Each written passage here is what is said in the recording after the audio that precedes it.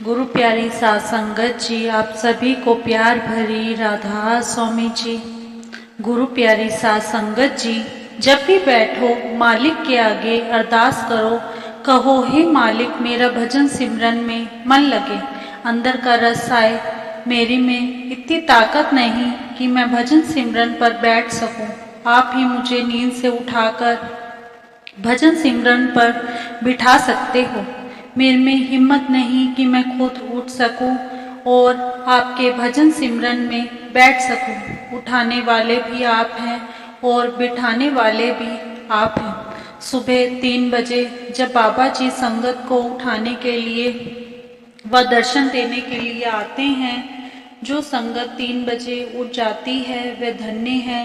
अगर कोई 3 से 4 बजे के बीच में भी उठता है तो बाबा जी वह भी अमृत वेले में ही गिनते हैं। हम लोग 3 से 6 बजे तक सिमरन करते हैं और पूरा दिन फिर अपने काम में लगे रहते हैं।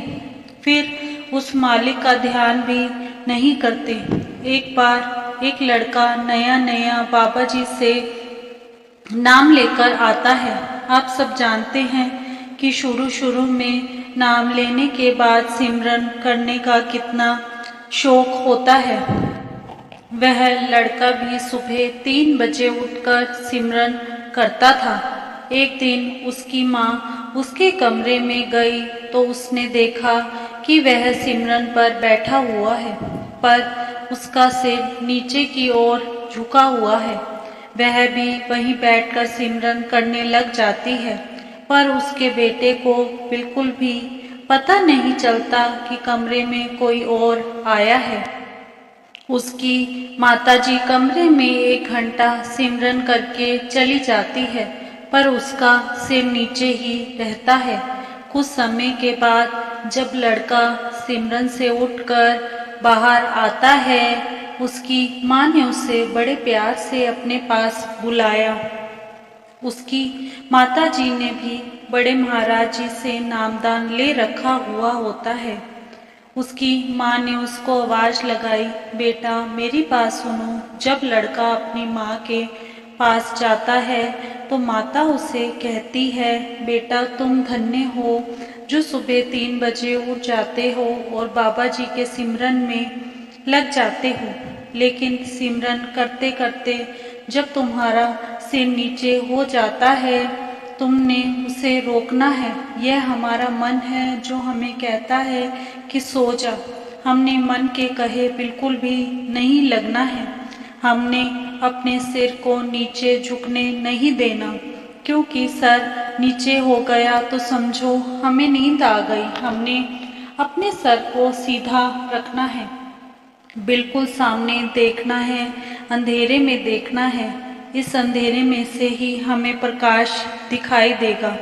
उसी प्रकाश के साथ हमें धुन भी सुनाई देगी। इस धुन को पकड़कर हमने आगे बढ़ते जाना है।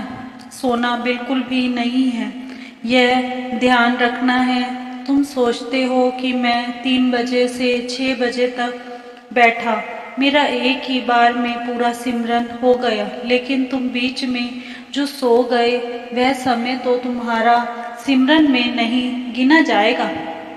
वह लड़का बोला, लेकिन बाबा जी कहते हैं मन लगे या ना लगे बैठो, हुक्म समझ के बैठो। बाबा जी उसको भी गिनती में लेते हैं कि मेरा बच्चा सिमरन के लिए बैठा तो है।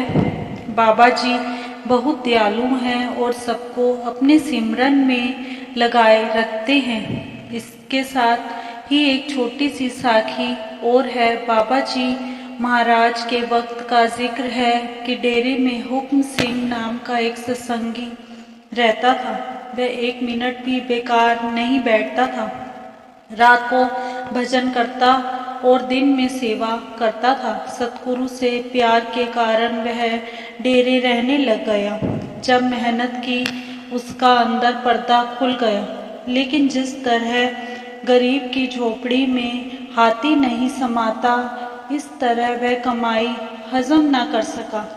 बाबा जी महाराज ने कहा, हुक्म सिंह हजम करो, तो कहने लगा, कि इस समय अगर चारों वेदों का ज्ञाता भी सामने आ जाए तो मेरे साथ बात नहीं कर सकता। बाबा जी महाराज ने दयामेर का हाथ खींच लिया और उसे शब्द सुनाई देना बंद हो गया। उसने बहुत कोशिश की मगर फिर भी पर्दा न खुला। आखिर कहने लगा, मैं आपके खिलाफ और चाचा जी स्वामी जी महाराज के छोटे भाई सेठ प्रताप सिंह जी को चिट्ठी लिखूंगा। खैर चिट्ठी लिखी या नहीं लिखी पर वह नाराज होकर अपने गांव चला गया। जब बाबा जी चोला छोड़ गए तो उसके बाद फिर डेरे आ गया और वहीं रहने लगा। डेरे में बीबी रुकू से उसकी नहीं बनती थी, उसके साथ झगड़ता रहता था। एक बार बीबी को काले की गांव एक साधु भेजने की जरूरत पड़ी। अभी वह तलाश में ही थी कि बड़े महाराज जी ने कहा, हुकुम सिंह को काले की गांव भेज दो। बीबी रुकू ने बात स्वीकार कर ली और उसको काले की भेज दिया। वहां अगर उसके पास कोई सेवा नहीं होती थी तो वह रस्सियां बटने लग जाता। उसके पास हर रोज 3 काम ही थे। हुक्म के मुताबिक बिना नागा भजन सिमरन करना, पोथी पढ़ना और सेवा करना। चाहे अंदर उसका पर्दा बंद था लेकिन फिर भी उसने भजन सिमरन नहीं छोड़ा। आखिर जब वह बीमार हो गया तो बड़े महाराज जी ने उसे डेरे बुला लिया। उसकी मृत्यु से कुछ दिन पहले बड़े महाराज जी को आगरा जाना था। उन्हीं दिनों बीबी रखी की सूरत भी शब्द में लगी हुई थी और आप रोज उसकी तरफ भी जाते थे। बड़े महाराज जी ने सोचा कि बीबी रखी की तरफ से होकर हुक्म सिंह की और खबर लेने जाऊंगा। अभी वह बीबी रखी को देखकर उधर जाने वाले ही थे कि हुक्म सिंह वहां आ गया। बड़े महाराज जी ने कहा, मैं तुम्हारी तरफ ही जा रहा था। वह बोला, मैं एक मांगने आया हूँ। बड़े महाराज जी ने कहा कि कहो। उसने कहा कि मुझे अपने चरणों में माथा टेक लेने दो। बड़े महाराज जी ने कहा कि वे माथा टिकाना पसंद नहीं करते। इस पर उसने कहा, अगर यह आपका शरीर बाबा जयमल सिंह का है तो माथा टेक लेने दो, नहीं तो मैं नहीं टेकता। अब कोई प्रेमी शिष्य क्या यह कह सकता है कि उसका शरीर सतगुरु का नहीं है। बड़े महाराज जी ने आखिरकार बाबा जी का ध्यान करके उससे कहा, अच्छा टेक लो। जब उसने चरणों पर माथा टेका उसी वक्त कहने लगा, जो मेरी 16 वर्षों की कमाई बंद थी वह एकदम खुल गई है, मुझे वापस मिल गई है और मेरी संभाल हो गई है। सतगुरु आ गए हैं। सो मतलब तो यह है कि कमाई का अहंकार करके आदमी गिर जाता है और अंदर का रास्ता बंद हो जाता है। यही शिष्य की आजमाइश का वक्त होता है। उसको भजन सिमरन बंद नहीं करना चाहिए और ना ही अभाव लाना चाहिए। उसकी कमाई व्यर्थ नहीं जाती। शरीर छोड़ने के बाद पूरी संभाल होती है। इसी के साथ इजाज़त चाहते हैं। कल मिलते हैं एक नई साखी के साथ। तब तक के लिए राधा स्वामी जी। अगर साखी अच्छी लगी हो तो कमेंट बॉक्स में राधा स्वामी अवश्य लिखे जी। राधा स्वामी जी।